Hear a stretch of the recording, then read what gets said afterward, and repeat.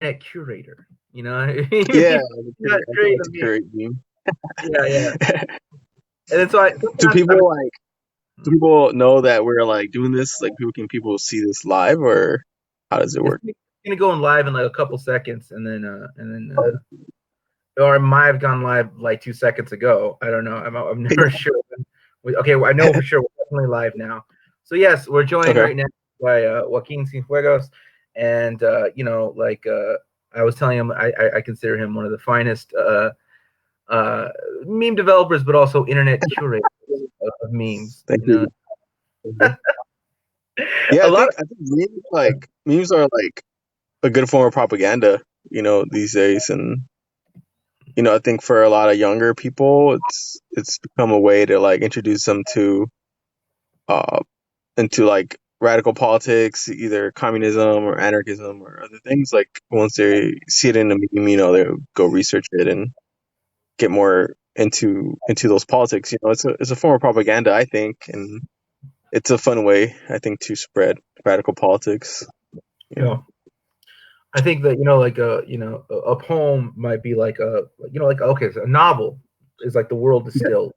A poem Yeah. is a novel distilled. A meme is like a poem distilled, and then or memes were like a film distilled, and eventually get down to like a raised eyebrow or something. But like like Right.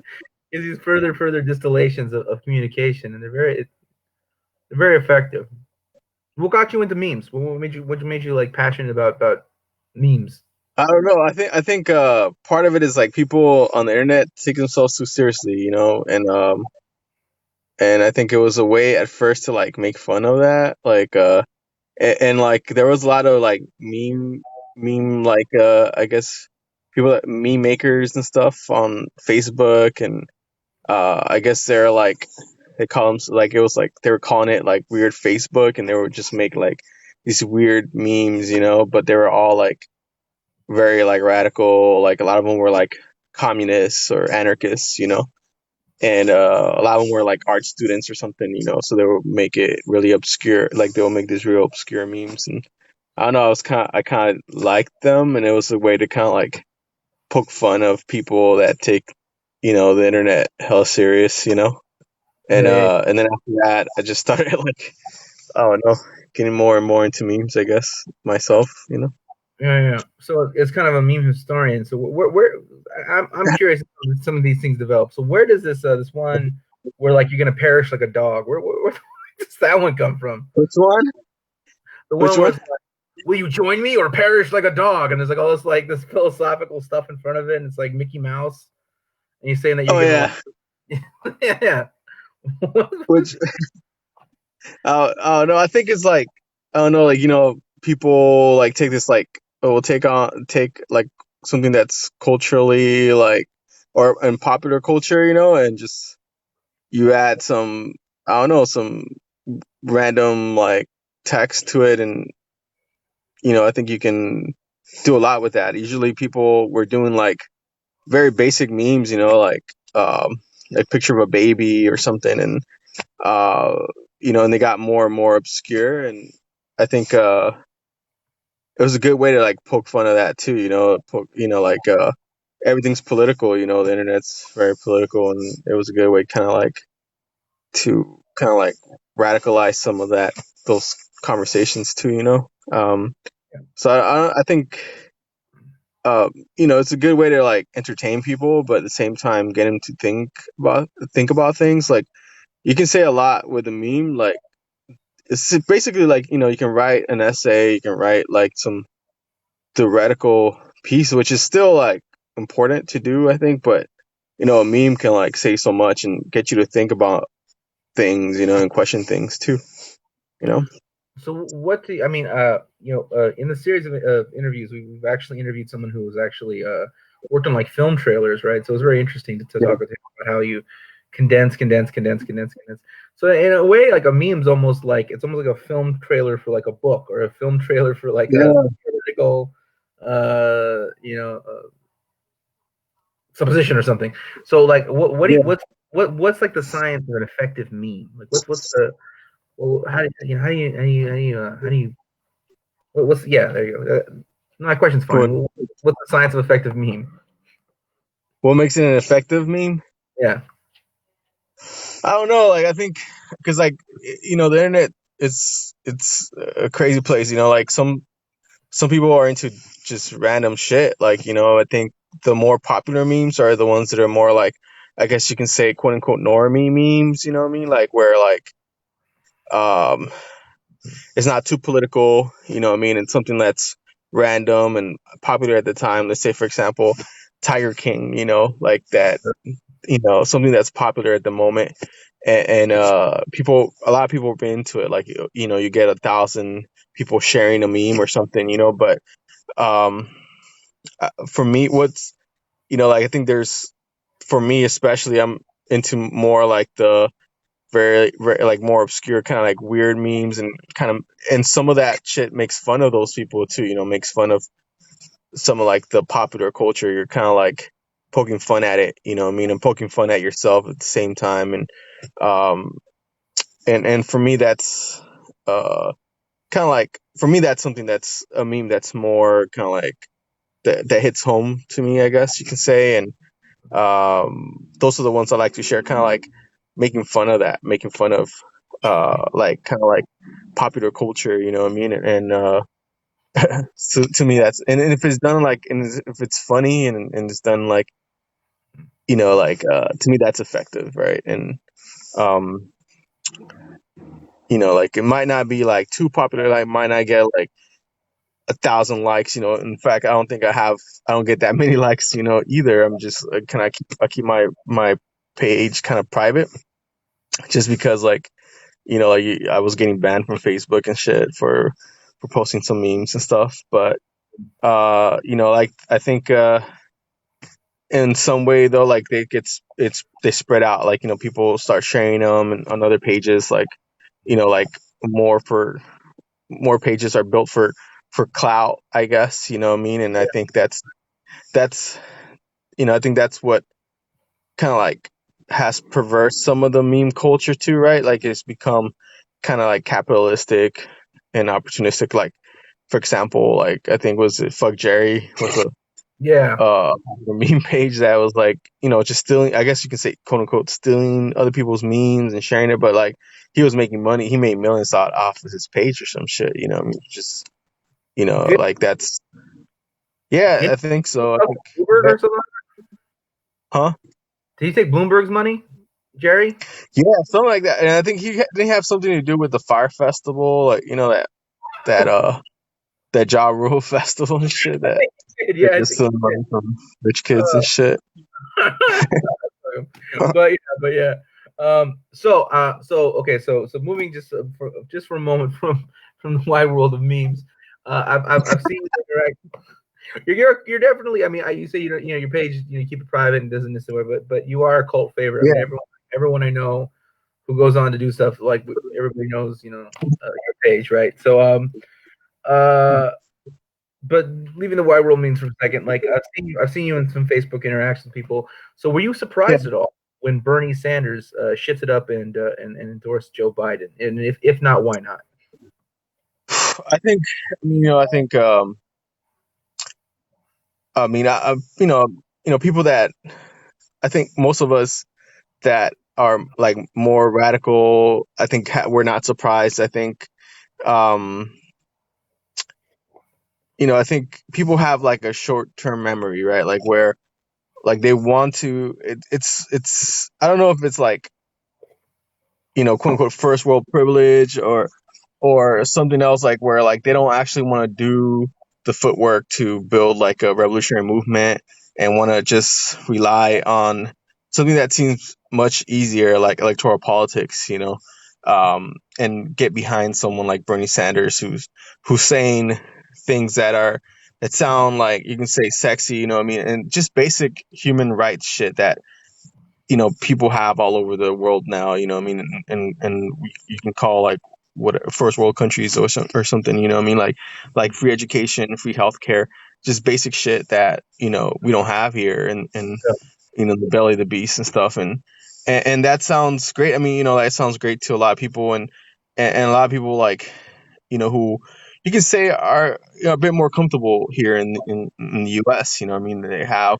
like even now, so like with the quarantine, right? Like people who are not like out there working now, who can still have a salary, can work from home and things like that. There is a class divide, I mean, and a very huge class divide even here in the U.S. And I think um, those are usually I saw more and more those people that supported Bernie Sanders. The people that were like, that were kind of, you can say, middle class, or somewhat more comfortable. And I think they put a lot more hope into that campaign. And I think for a lot of us who I don't know, like, who kind of saw through that kind of facade, and a little bit more radical, know that that was gonna bound to happen. For me, it wasn't that surprising. That's what happened last election. And it seems like every election there's something like that, where, like, there's a politician or someone who speaks to people that want something else, who are a little bit more, who are looking for something more, and they're used to kind of like galvanize them back into supporting like the mainstream politics and electoral process and Democratic Party. I mean, historically, that's what the Democratic Party has done, is just kind of try to destroy movements, and I think Bernie Sanders was that, and I don't think in everything he said wasn't, like, bad per se. Like, he was saying things that, people are looking for. Like, they're looking for healthcare and free education and just basic shit. But, at the end of the day, like, you know, um, even for the an institution like the Democratic Party, that's still too radical for them, because these politicians, are in the pockets of corporations, what I mean? And it's just something that I think we have to look at history, right? Like, any change or any concession that we've gotten has been through, like, direct action and mass movements, you can say, what I mean, and people, like, actually hitting the streets, what I mean, and that's how everything that we've gotten, has come through that. It hasn't happened through, what I mean, through like the top, from politicians, what I mean, and it's come from people maybe pressuring them and stuff like that. But everything that we've gotten here in the U.S., from an 8-hour workday to, the weekend and things like that, has come from, like, strikes, has come from direct action. So I think people just don't want to do that work. Don't. It's easier to rely on a politician or on a larger institution to do that for them. Um, so I mean, for me, like, I wasn't surprised, that was going to happen. Of course, like, I think even like when George Bush was running, right, his second term, a lot of liberals, even in the like, you can say, even like socialists or anarchists, like, they were backing, like, like, what was his name that ran for against Kerry, Eric, something like that, yeah, okay. like, because it was like the whole, like, anybody but Bush, and I think that's what the same shit that gets promoted today is, like, anybody but Trump. But it's very opportunistic, and it's very, like, I don't know, like, it's just lazy, I think, and at the end of the day, like, it can be dangerous too, because I mean, like, there's a big possibility that, he's gonna win again. I mean, you know I think it's very, I mean, even, like, if we look deeper into electoral politics in this country, and it's a Republican democracy, and all decisions are not made by the people. Like, the popular vote doesn't elect the president, what I mean, and it's done by, like, the electoral college and things like that. So, even that, I mean, like, for me, like, like, we have to stop relying on these things. Like, for me, like, I mean, yeah, I think we shouldn't. I think we should boycott elections. I think we should, like, focus our energy into building resistance, and things that are going to be more successful in the short term, and then in the long term too, and building, like, infrastructure for a better world. But I think, yeah, there's there's things that we need to fight against. Like, yeah, he represents like a section of the ruling class that's more dangerous. You can say like they're open fascists, and white supremacists, and obviously we need to fight them. But I don't think we're gonna win in the ballot box. So Yeah, no, that's definitely. where I'm. Yeah, I think it'd be naive to say that Trump doesn't represent a more bloodthirsty, Yeah, a more bloodthirsty call to the population, right? To essentially deputize um, every middle class white guy. You know what I mean? He's deputizing the neighborhood watch essentially, right? He's emboldening the neighborhood watch. I mean, there's no way around that, right? He's right. that he's given the green light to like some really ugly shit. So yeah, I think that's true. But start talking about these larger structural things. Yeah, I agree with you. It doesn't really change. I mean, the interesting thing, you bring up the electoral college, and what's really interesting about that is that I believe like you, I believe in we need to build outside the duopoly, but even by their own standards, like Trump lost the popular vote by 3 million, Yeah, but he walks off. Right. he lost California by 4 million. So that means that the Yeah. electoral college took all the California votes and threw them in the trash. I mean, that's what that means. Yeah. So But yeah, like I think California doesn't even matter in that sense. Like it's like one of the last states or something like that. I don't know. And they're the popular votes don't even matter. I think for. I mean, I'm not an expert or anything, but I think because it's decisions made by the electoral college, like California is like one of the last places they look at. So I don't know. not a democracy. I mean, even by their own standards, it's not a democracy, right? So we need to build outside of it. Yeah, We build outside of the political parties. it's not real democracy. I mean, it's like I guess you could say like I mean I don't know.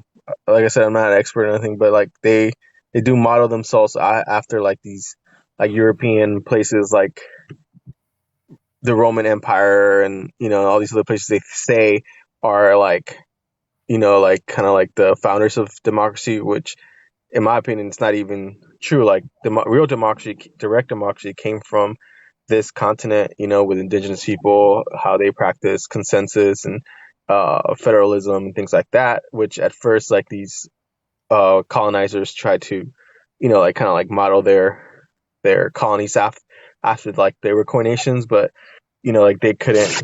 It wasn't centralized enough, I think, for them. So they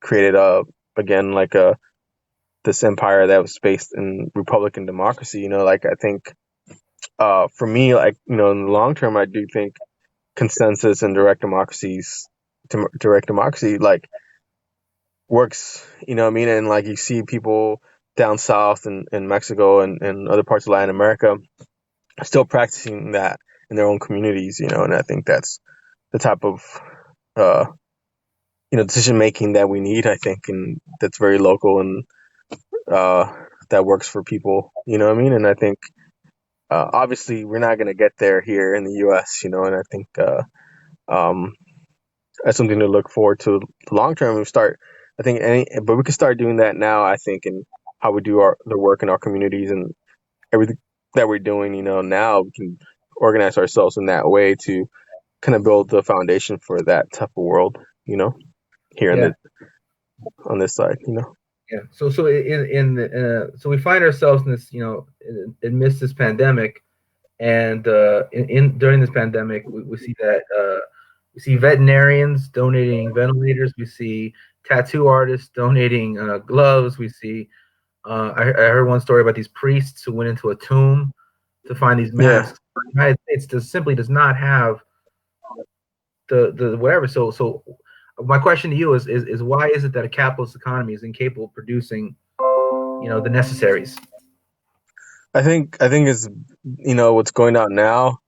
It's just clear. I mean, I think it proves that um, capitalism is a failure. I mean, the way they've been handling this pandemic and not just here but around the world. Especially in the U.S. I mean, I think you look at situation here for people like places like New York, where people like it's just people are dying in the thousands, and then like the amount of cases, and that could have been prevented. It could have been easily prevented, or it could be prevented like if people had prepared. But I think what uh, hinders that kind of like people relying on each other and putting like life before profits, it's not in the nature of capitalism to do that. I mean, I think the nature of capitalism is to put profit above everything else and above people. So I mean, that's why they're trying to, get people back out there to work, what I mean? And because like their economy is tanking, and I think that's what they care about more than human life, and the planet. I think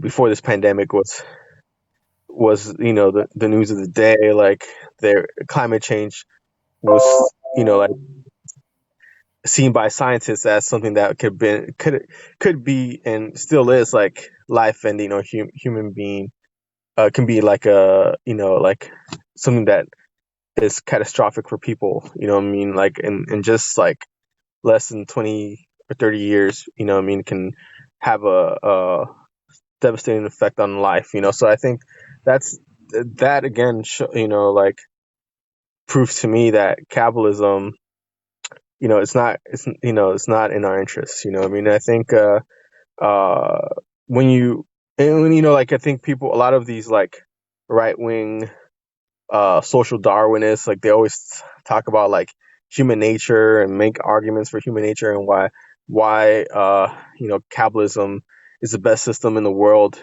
I think you look at times like of crisis where it shows that people, you know, make self-sacrifice, what I mean, and give even when they don't have anything to protect each other. And I think I remember, you know, in Los Angeles when there was like the uprising in 1992 after the Rodney King verdict.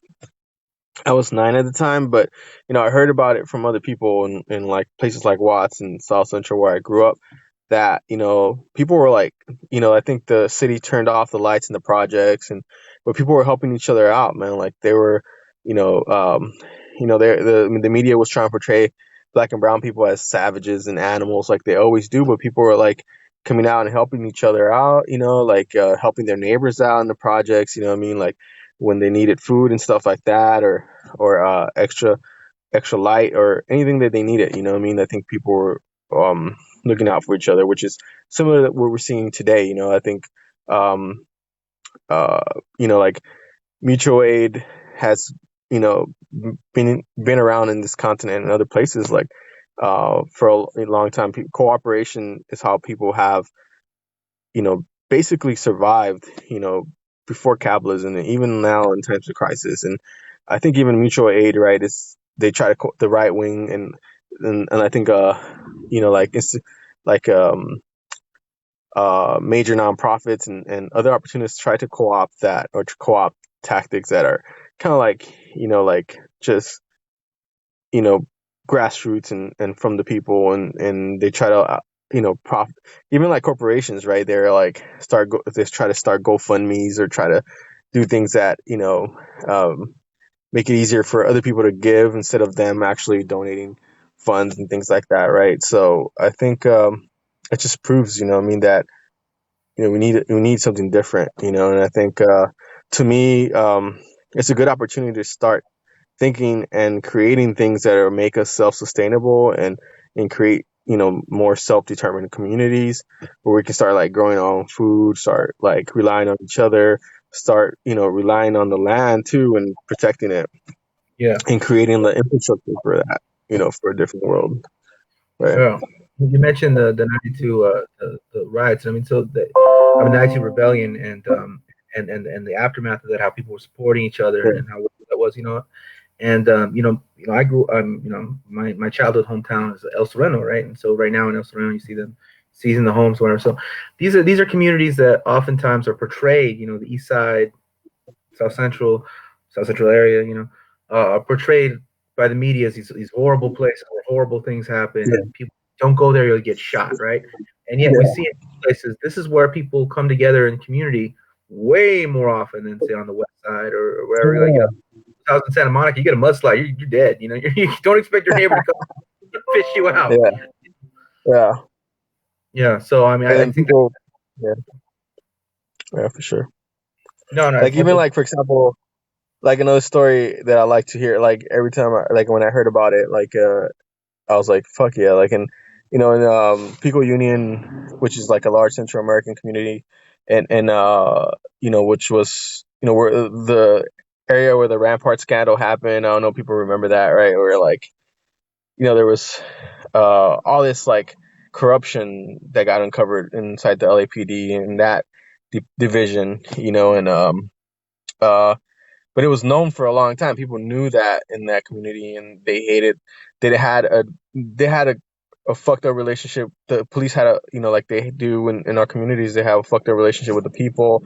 A lot of these people were like refugees from like coming from civil war and shit in Central America, and the police just fucking repressed the hell out of that community. You know what I mean? And during '92, there was more Latinos, quote unquote, like that were arrested than black folks, I mean, and a lot of them came from that community. And I think the Rampart police were quoted saying that if this was an insurrection, Pico Union would be considered enemy territory because people were like really organized, I mean, they were just coming from civil war and they were like in the streets just fighting the cops, I mean, and so I think I don't know, it's always a great story for me, you no, know. yeah, yeah, all these neighborhoods, Pico Union, South Central, Yeah, Inglewood, yeah, LA, hell yeah, well, El Sereno. I mean, like even though in Boyle Heights, she got janky and this whatever, but the fact of the matter is, in the long run, people stood up and did something, right? So that's a good thing. We got a question yeah. here from the audience here. It says it says, "Hi Joaquin, great comments. Would you say that we can aspire to achieve rule by consensus?"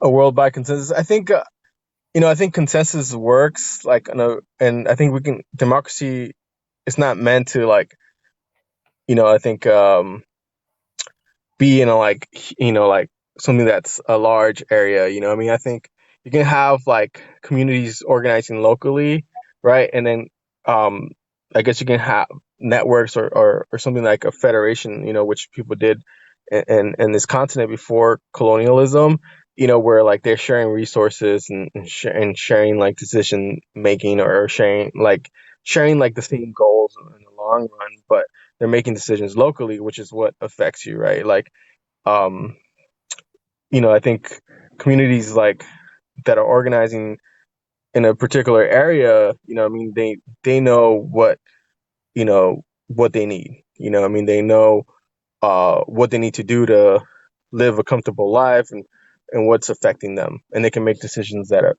around that, and they can share resources. For example, like you have areas that are good for growing food, right? And certain areas that don't, that aren't as fertile, but they can do other things, I mean, and they can share amongst each other, and that's what the idea for mutual aid is, right? In the long in a larger scale, where you can share, like you have that an economy that's based around mutual aid as well, what I mean, and I think consensus would work on a local level. On a larger level, like I think for example, let's say LA, and where I'm at in Washington State and Seattle area, like you guys wouldn't make a decision that for Seattle, you guys that aren't living here don't know what's going on here. So like, um, so consensus would work on a local level, in my opinion. Yeah. Well, so I mean, it's kind of quick. The weird question is like, how many people constitutes local? You know what I'm saying? Like, because Yeah. we're organized into these cities, so we can conceive of Seattle as Seattle, Right. right? Los Angeles, Los Angeles. Yeah.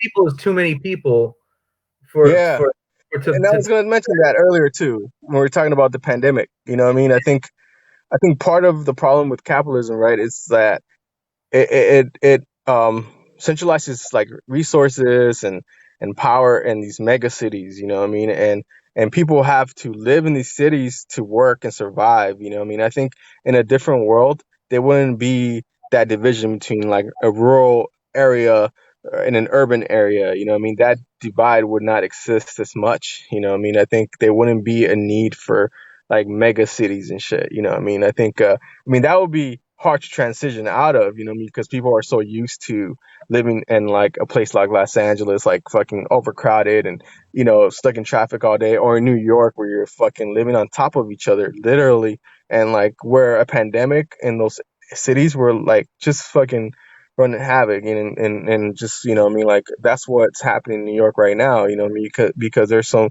much on top, like on top of that overcrowdedness, there's like a lot of poverty that exists in the cities, you know what I mean.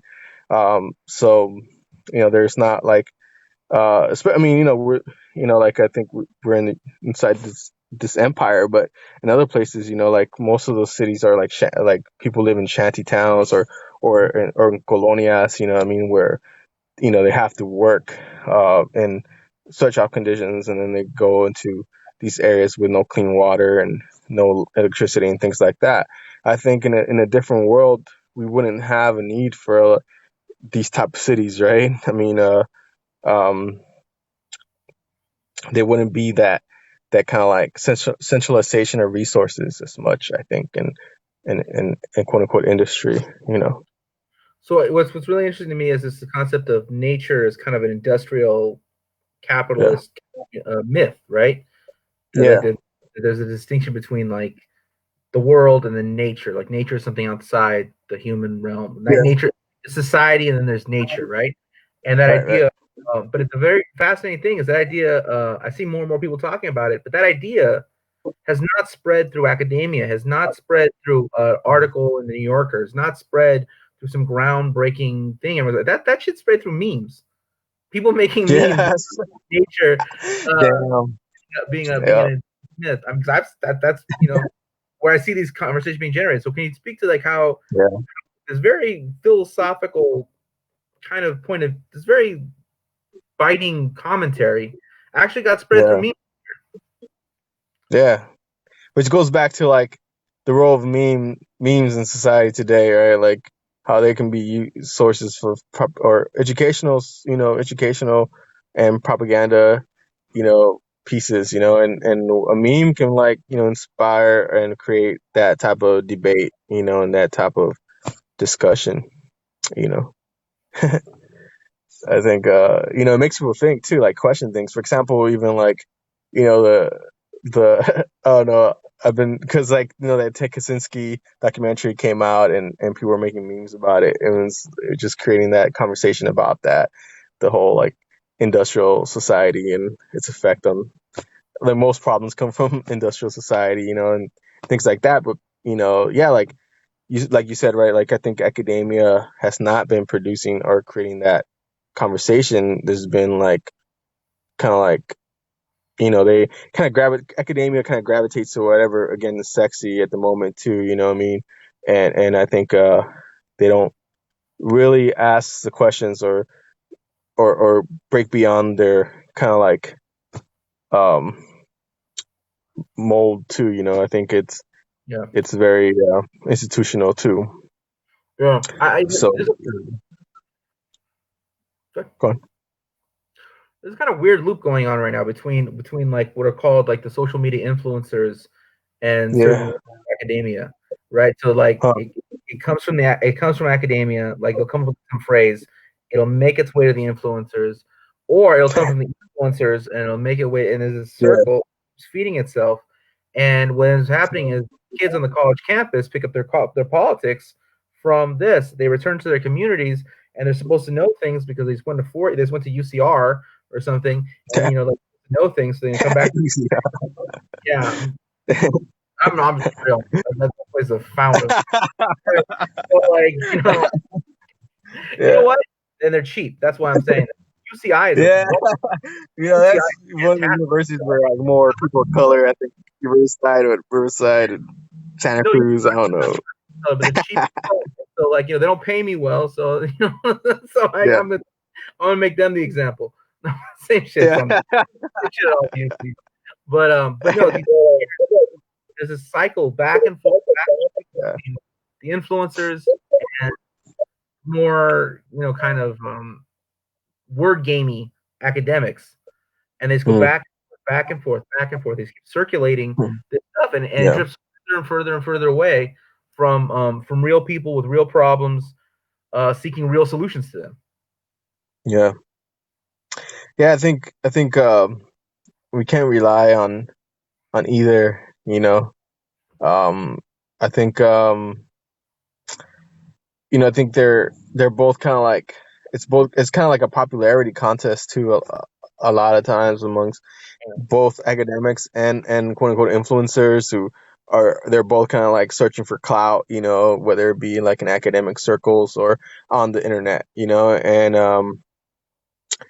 and they there's limits, that they can I mean they can create or talk about these ideas, but there's no praxis behind either sometimes, I mean there's no real action or real putting that theory to practice, and I think that's what's lacking right now, in my opinion. I think we need to get outside those fucking bubbles, what I mean, of academia and the internet, um, and into our communities, into the streets, what I mean, and um, I think that's where like these conversations need to be happening, and obviously, I mean, they're not in a vacuum. I think academics and these social media influencers are in our communities sometimes, what I mean, and are engaging folks, what I mean, but um, unfortunately, I feel like not all of them, but a lot of them, are just there for the clout, are just,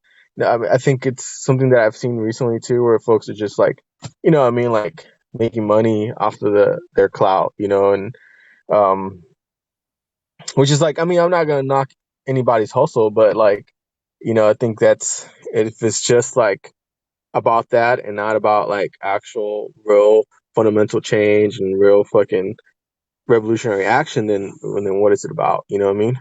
Um, Yeah, well, I would call them trend-seeking missiles. You know what I mean? yeah, for sure. Yeah, And they don't. I mean, these people. A lot of people. They don't believe in anything. They just like because one month they'll be yeah, saying one thing, another month they'll be saying something else. You know what I mean? that Like part. Yeah, true, I know true. Yeah, people like, well, why is Matt criticizing like social media influencers or criticizing people who go on college campuses and speak? Like, isn't that what he does? Yeah, it's what I do. But I'm saying the shit I said 3 years ago, 4 years ago, 5 years ago. yeah, I mean, it's right. changed a little bit because like I change a little bit, Yeah, but like, yeah. but Things are dynamic. Ideas and things are dynamic. You know what I mean? Like if you're not changing, if your ideas aren't evolving, then what I mean. Then you're not really. You know, it can't be too dogmatic. But at the same time, I do think there, like you're saying, there is a difference because they're just probably trying to say anything that's pop about around just say things that are popular or that are safe, or they're gonna get them likes. yeah, Um, and I'll but tell you. sometimes Yeah, I was well, gonna say sometimes you gotta challenge things and challenge people. You know what I mean? Too. So that's them, right? But then, like, I'll tell you what broke my heart a little bit was watching a lot of people who I do feel have a lot of principles. People who I've seen take very courageous stands. People who put yeah, their careers on the line. All of a sudden, talking about like, like we got to vote for Bernie Bernie Sanders, Sanders. and if you don't Yeah, do that, I don't want, I'm not trying to start fires. Whoa. The internet doesn't want me to start fires. Oh man, oh man. I don't know what happened there. Let's wait for Joaquin to rejoin us. Oh man, somebody broke in. And, they don't want us to have this conversation. But anyways, I'm not trying to start a fire here. But all right, buddy. Oh man.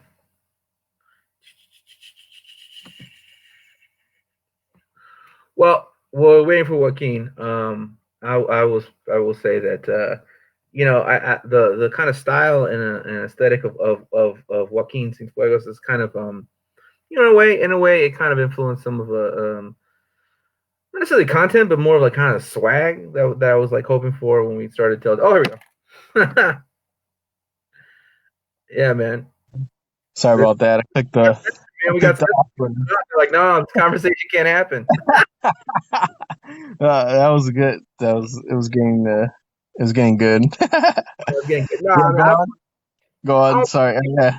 I don't want to put anyone on blast, and I don't want to whatever. But it was really like disheartening. Some of these people who I know like Yeah. risk everything for their principles, and then all of a sudden out of nowhere they're like, not just like this is what I want to do, but like bully pulpiting for Sanders. It was like, come on, Yeah. what the Yep. fuck? Like what? Yeah, why do you think that? Why do you think that is? I mean, what because I kind of I can't. Some of it I can't explain. I mean, some of it I can't. I mean, literally, I can't explain. Like, I literally don't know. Like, I mean, I'm not writing these people off. I'm not saying I won't work with them in the future. I'm not that kind of no, person, right? some good people, man. But Like, it's like, eventually we're gonna have to have a talk about this. Like, what the fuck yeah, happened we in should talk 20? about it now. I mean, I think we should be talking about it now. I mean, I think that it's true. Like, people were like, I don't know, there was a lot of like white dudes that are Bernie bros, but a lot of Chicanos too. I saw a lot of Chicanos and Chicanos and Chicanexes, that were like getting on the Bernie train, man. And but like you said, right, they were like bullying people, like or like trying to like guilt people into voting for Bernie or supporting him. Yeah, and It like was, it was wild because it was like, look, I get it. There's good decent people who like who want to see a better world and want to see they got kids, they got debt, they got Mhm. responsibility, they got all kinds of things that they got fears, they got all kinds of things they want to let their life get easier. I understand that. I'm not whatever, but if you're supposedly of the left and my left wing critique is like, well, I hear what you're saying. At the same time, I'm never gonna give full support to this because this guy bombs countries, and here are 11 countries he bombed, right? And you're gonna say that I'm fucked up now, like I'm fucked up for saying that, like I'm not with the Like, program.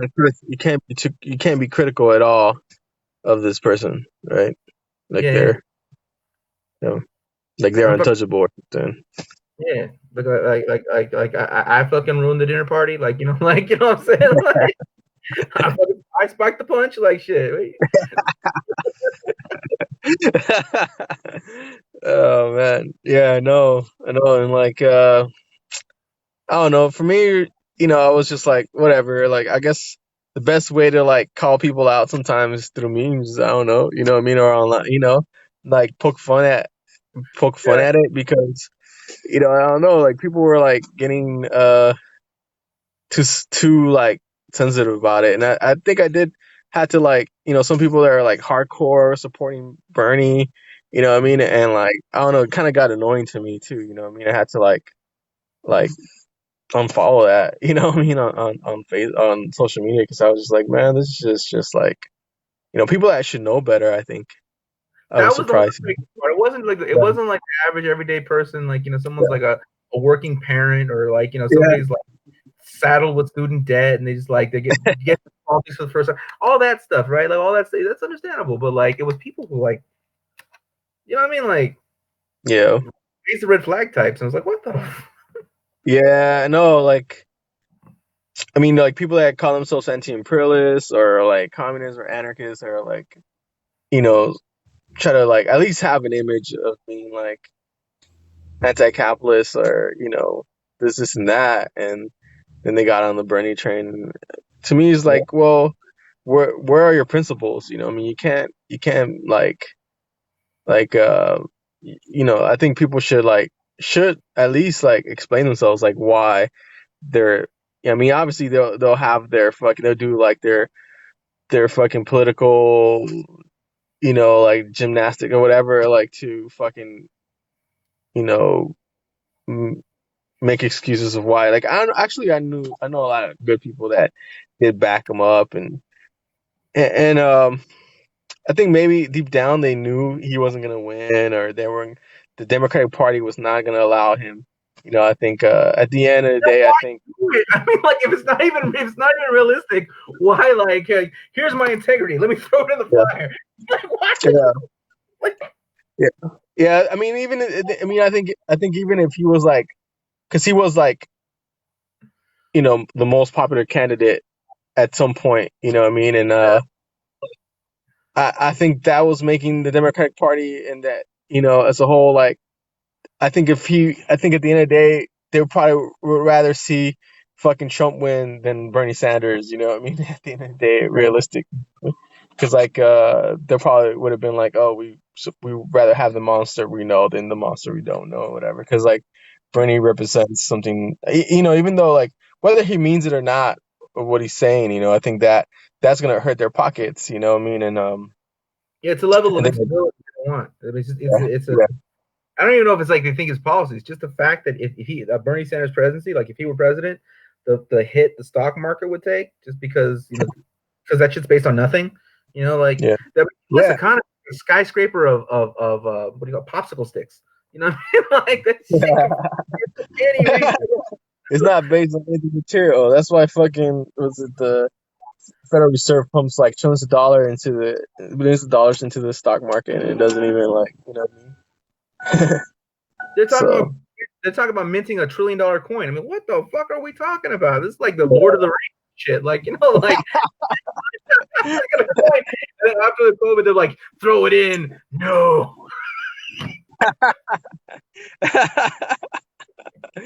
Man, these people are fucking wild, man. It's fucking Yeah. crazy times. Really. Like I don't know, like it's crazy, man. Like I think the state of the world, to a lot of people, it's scary times because it represents a lot of uncertainty. You know what I mean? Like the fact that, we're living in like in a pretty much seems like the end stage of capitalism, um, like it's final fucking, it's trying to fucking survive so badly and it's trying to do whatever it takes to survive and, and at the same, like, if it means like putting these fascists up in power all over the world, which is what they're doing, what I mean? And, and then um, so I think there's possibility too, what I mean? I think definitely the left, we're not ready, what I mean? Yeah. Even if, like, let's say, for example, there was social collapse today, which, it's a huge possibility nowadays. And Mhm. all these right wing and white supremacists and fascists, militias and motherfuckers that, even though they're a joke, we can't take them. I mean, they're they're clowns too. But they're armed, they're training. I mean? Like the left is like we're not as organized. You know what I mean? Um, as these fascists. And at the end of the day, I think I think that's what I think we need to looking forward to, looking into is just like the fact that there's and working towards, because there is two possible futures. I mean, I think there's one where like it gets more dystopian. I mean, and we're gonna fucking live in, not even like George Orwell can write about the world that we're going to be living in, which is what we're doing pretty much now, what I mean? And, or like something that's radically different, that's fundamentally different, and that's fucking in tune with nature and, and how we were supposed to be truly living and shit, like free and, like just, I don't know, in a communally and like not destroying the planet, what I mean, and just living in balance with the earth and all living things. And I think that's, but shit, man, like, I don't know, like shit's looking more and more dystopian, what I mean? It And, is. And that, people are just like, whatever about it, what I mean? Like people aren't like, we're not ready, I think that one of the things we got to remember, though, like, in the United States of America, white supremacy is king, no doubt. Yeah, But, for sure. there's a fascist movement afoot in Turkey. There's a fascist Oh, movement afoot in the Philippines. There's a fascist movement in afoot in India, India. right? Yeah. So these are white people, right? So there's Yeah. some All over tendencies. Europe. Yeah, you know, there's some tendencies of fascism, right? That are linked to like kind of like a patriarchal father knows best shit, and that can happen in our communities just as easily. I mean, like yeah. Oh, yeah. that we're not immune to that. You know what I'm Mm-mm. saying? So we need to, when we see that kind of stuff, like the Proud Boys, for instance, the Proud Boys, Yeah. they were celebrating this one Japanese fascist who killed himself on television. He was like their hero, and they were always Oh, celebrating the South American generals who like threw people out. So like they were like doing the same. Pinochet. Yeah. Yeah. So Yeah. of mestizos, or who would be considered mestizos. I mean, he's pretty white, but considered mestizos to the Anglo, a Japanese person, all these kinds of things. It's a multicultural, fascist like fraternity, like based upon Yeah. malehood, manhood. Yeah. Because fascism, like the ideology and the movement, the fascist movement, it's all over the world. It's something that's international. I mean, they have, I guess, their own. I don't know if they're networking with each other, but like you can see like Nazis in Mexico. I mean, you can see fucking fascists all over the world. And it's not something that's just for white supremacists or just for white people. Fascism is a international phenomenon. And I mean, So it's difficult to imagine the United States because white supremacy is such like it's like kind of the key organizing factor. Yeah. So It's kind of like the cornerstone of capitalism here in the U.S. It's white supremacy. Right. You know what I mean? So a multinational fascist coalition is kind of like, I don't know if it's possible, but that does not mean that fascist movements can't arise from within our own communities, and we need to be aware of that too.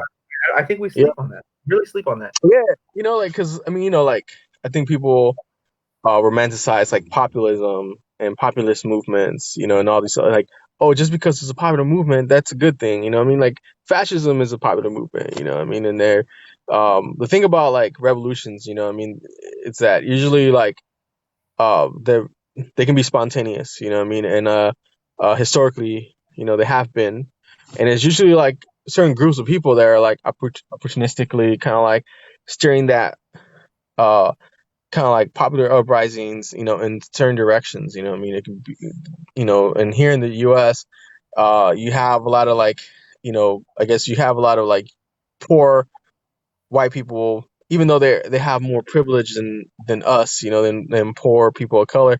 I mean, they're like fucking, like the base for these fascists. I mean, here in the U.S., and they're used to, like put pressure on things too. Like you can see that now. I mean, like, you see that in these like states. These like Michigan and in the South and all these other places that were like Trump fucking just made the call and they hit the streets. What I mean, and that's his army. What I mean, and I think um it's right wing populism, what I mean, but that, like you said, like that can arise in our communities, what I mean. You look at, unfortunately, man, like you see a lot of people in our communities that are really into conspiracy theories, what I mean, and I think that's conspiracy theories, man, like they're used by fascists. Like a lot of times they're created by fascists in the first place, what I mean. They spread these like, this like fucking in the past used to be like this anti-Semitic kind of like, I mean, still to this day, some of the conspiracy theories are anti-Semitic, you could say, what I mean, and it's used to confuse people and just like mystify like who's really calling the shots, and so many people are into that shit, man. Like you hear a lot of us like, like cultural nationalists, like Chicano nationalists and shit, like talk about that shit all the time, bro. Like instead of they're like, oh, communism, fuck communism, blah blah blah. Not to say like there's some real, we should be critical of it or of these movements too, but these ideas, but like they're like more into like conspiracy theories than anything else. What I mean, about fight, shit. It's fucking, it's wild. That can lead to that. Right. But you know what? It sounds, they sound like the dude. They sound like the general in Doctor Strangelove. Like they're trying to get my precious bodily fluid. Right? There's always this fucking weird shit. Like the government is like just finding a way to emasculate you. Right? It's trying to like way to put a laptop and it's gonna zap your nuts, and then you can't have kids. It's gonna make your kids like feminine. They can't play baseball or something like that. There's all these weird, bizarre things, and it always ties back to this idea that there's a conspiracy to prevent us being real men, and like this, it right. This macho shit, right? This fucking patriarchal, fucking sexist shit too, It never ties back to like being like sensitive and like like look at the clouds and shit. It always ties back to this like super macho bullshit. And it ties back to attacks on other communities, right? So it's like, you hear 5G and the China cough is, someone saying China cough is coming, right? That's where that shit leads. It goes from the 5G this to like there's a Chinese conspiracy and elders of Zion are involved, all this kind of shit. Like, Right. and that's where it tends to go. So we got the conspiracy theories are the gateway toward that. Yeah, I agree, man. It's crazy, and like because even like a lot of them like some of these people like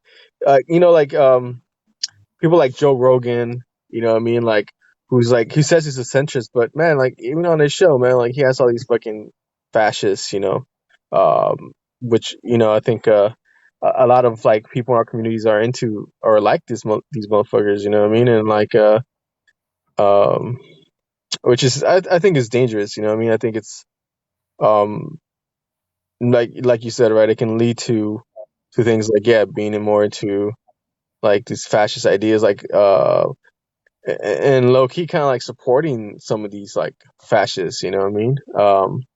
At the end, like and it sucks because I mean that's work that we gotta do, I think, and a lot of them, I think are sexist, are transphobic, are homophobic, and these things have to be like worked out in our own communities, you know what I mean? And at the end of the day, and things like that, can lead to something that's not in our interests, and I think even then, right? Like, what is like is cultural nationalism like? I mean, there's a need for, like, I think there's a need for culture when we're talking about decolonization and anti-colonialism.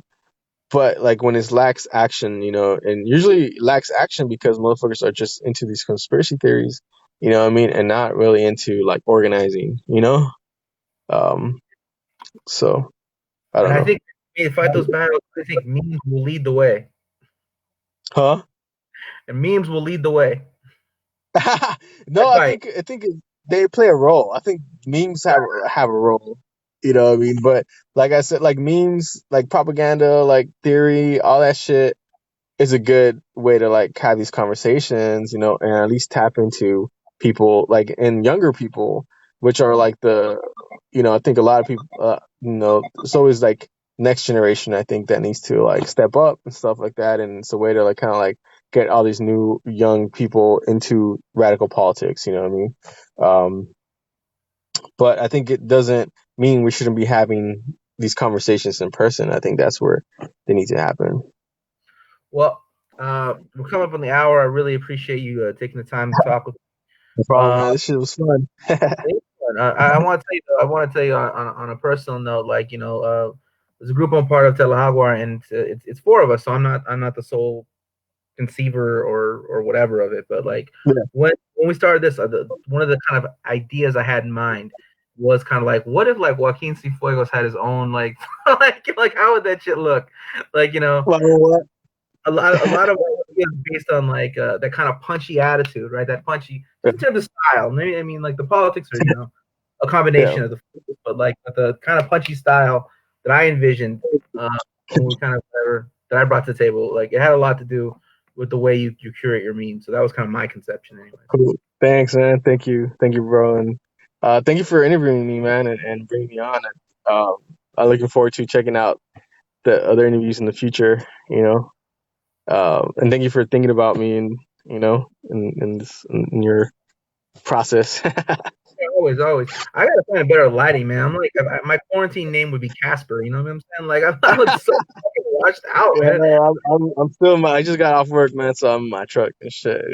Yeah, yeah, yeah. No, I need to get. It's not that I need to get sun or if you look at me during the day, I look normal. But like, I need to get better light. Anyhow, I appreciate you, man. We'll talk soon. Thanks, bro. Have a good one. You too. Peace. That's